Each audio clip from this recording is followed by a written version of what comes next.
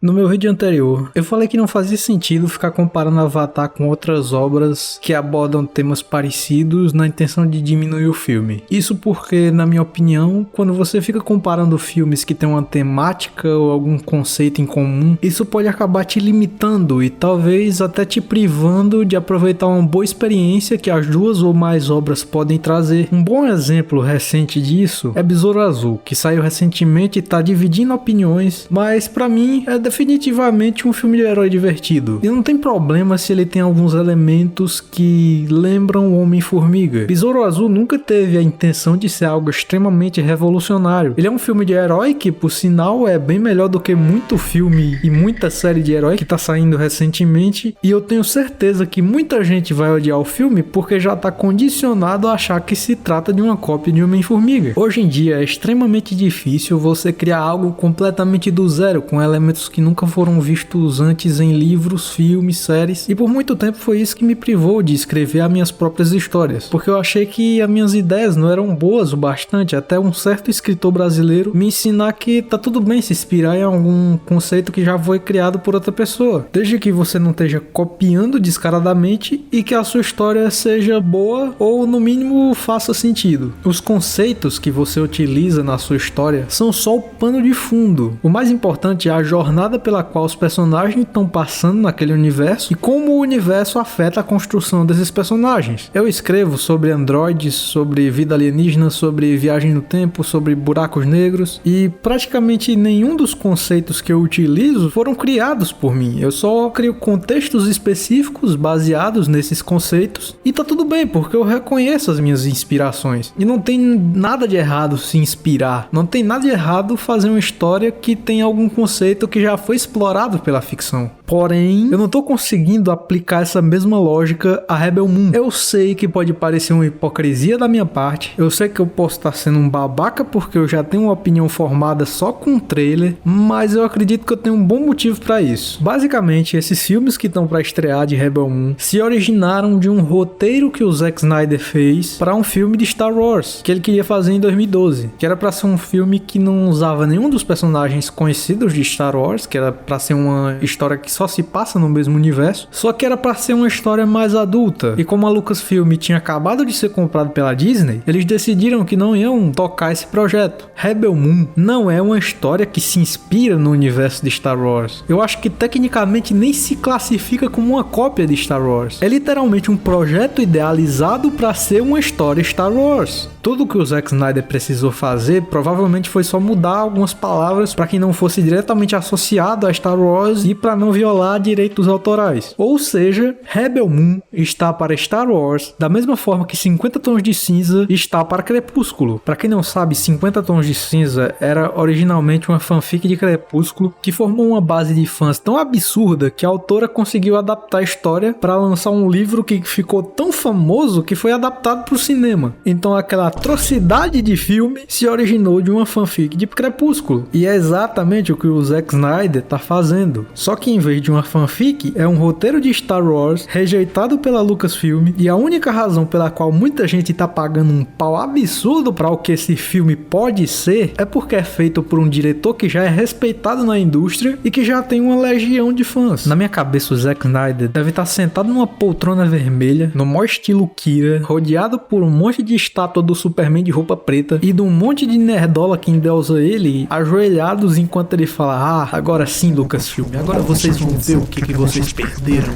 Olha, como eu já disse no vídeo anterior e eu não me canso de falar, eu amo ficção científica. E geralmente eu fico empolgado quando eu vejo um trailer novo de um filme que tá pra ser lançado. Mas com esse trailer foi diferente. Eu já sabia dessa história da origem de Rebel Moon e desde sempre eu tive essa visão negativa desse projeto. Já tendo esse olhar negativo, quando eu vejo o trailer eu começo a ver que talvez o Zeca não tava aproveitando só o universo de Star Wars. E esses símbolos arredondados aqui, hein? Isso aqui não lembra muito a escrita dos Senhores do Tempo de Doctor Who, que inclusive eu uso nos banners do meu canal? Essa aranha aqui também não lembra muito essa outra aqui de Doctor Who? E esse cara gostoso correndo aqui, que aparentemente é desse planeta que tem uma criatura de 4 braços e que tem presa longa e chifre? Será que isso aqui tem alguma influência de John Carter? E essa cena da neve aqui, não lembra Nárnia? E eu não vou nem falar falar do hipogrifo. Eu não sei, pode ser que seja só maluquice da minha cabeça. E eu sei, eu acabei de dizer que não tem problema se inspirar e não tem problema usar conceitos que não foram criados por você. Isso é muita hipocrisia da minha parte, já que eu referencio várias outras obras nas minhas próprias histórias. Mas sabendo que esse projeto não é um projeto que foi pensado para ser um universo próprio, e vendo todos esses elementos que o Snyder possivelmente pegou de outras obras, eu começo a achar que talvez a Lucasfilm não aceitou esse projeto por um bom motivo. Talvez até porque se assemelhava muito com outro projeto de Star Wars que eles já estavam desenvolvendo, cuja história também se baseia num grupo de pessoas de diversos lugares da galáxia se juntando para lutar contra a tirania do Império. E analisando essa cadeia hereditária, tudo isso me leva a acreditar que Rebel Moon não vai passar de literalmente Star Wars feito pelo Zack Snyder. É isso, esses filmes poderiam se chamar Star Wars e Zack Snyder. Ele até referencia outros filmes dele mesmo, que nem 300 e Gladiador, só nesse trailer. E só pra deixar claro, eu quero tá errado. A coisa que eu mais quero em relação a esses filmes é que em dezembro, quando a parte 1 for lançada, eu volte aqui pra falar: galera, eu tava errado, Rebel Moon é bom pra caralho, vão lá assistir. Mas não é essa a impressão que o trailer me passou. E falando em filmes que se baseiam em conceitos já muito explorados pela ficção, tá pra lançar também Resistência. E eu acho que um dos temas mais abordados no sci-fi foi a luta dos humanos contra as máquinas. E mesmo assim, o trailer de Resistência parece ter uma história muito mais original e me deixou muito mais empolgado do que o trailer de Rebel Moon. Apesar de toda a vibe épica que o trailer passa, não me cativou. Eu tô longe de ser um adepto à religião snyderista, e muito menos de ser um crítico de cinema. Mas a estética que o Snyder usa nos filmes, essa câmera desfocada estranha, essa mania de câmera lenta, me cansa. E apesar da versão dele de Liga da Justiça ser muito melhor do que o filme original, eu não acho que seja tudo isso que as pessoas dizem. E apesar de eu ter certeza que Rebel Moon vai ser muito melhor do que os últimos filmes de Star Wars, se eu tivesse que apostar, eu apostaria que Rebel Moon não vai passar do que eu já falei mesmo, que vai ser só o Star Wars genérico do Zack Snyder, feito unicamente pra amaciar o ego dele. Mas eu tenho que admitir que eu gostei de algumas coisinhas no trailer, assim. O Eclipse é legal. A mulher fazendo carinho no robô também, eu gosto de robô. Esse alien aqui é maneiro. As violinistas também achei irado.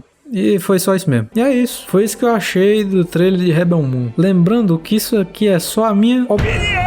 E que eu posso estar completamente errado, já que tudo que eu falei aqui é baseado na porra de um trailer de 3 minutos e que não entrega quase nada das histórias dos filmes. Deixa seu like e se inscreve para não perder os próximos vídeos. Se quiser me ajudar financeiramente, o Pix e o Apoia-se estão na descrição do vídeo. Ah, e compartilha esse vídeo para aquele seu amigo que ficou empolgado com esse trailer para estragar a expectativa dele. Olha pelo lado bom. Se a gente ficar com a expectativa baixa, a gente não vai se decepcionar se o filme for ruim. E se ele for bom, a gente vai ser surpreendido de maneira positiva. Moleque neutro não cria esperanças e não se decepciona. Moleque neutro!